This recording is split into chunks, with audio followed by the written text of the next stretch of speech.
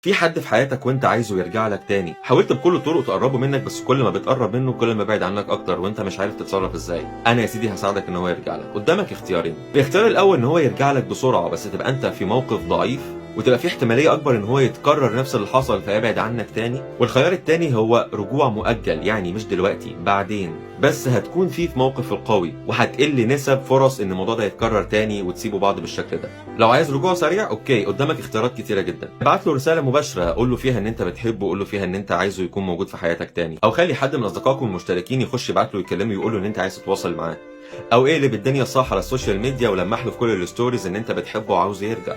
ولو عايز الرجوع المؤجل اللي تكون فيه موقف قوه، لازم الاول تفك التعلق وتتعايش مع مشاعرك وتغير قناعاتك وافكارك السلبيه عن نفسك وعن العلاقه دي، واستغل الفتره الزمنيه الطويله بدل ما انت كنت بتبص لها على اساس ان هي شيء بيعجزك وبيضعفك.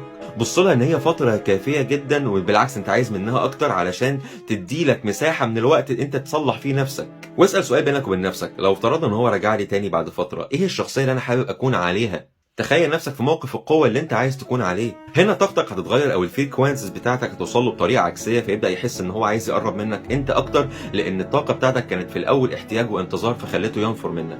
وها دلوقتي انت عايز تختار رجوع سريع ولا رجوع مؤجل؟ طبعا هتكلم عن الموضوع ده بالتفصيل الممل في المحاضرة الجاية بتاعت فك التعلق يوم 5/5 الساعة 10 بتوقيت مصر، لو عايز تشترك فيها مجانا عن طريق الرابط الموجود تحت.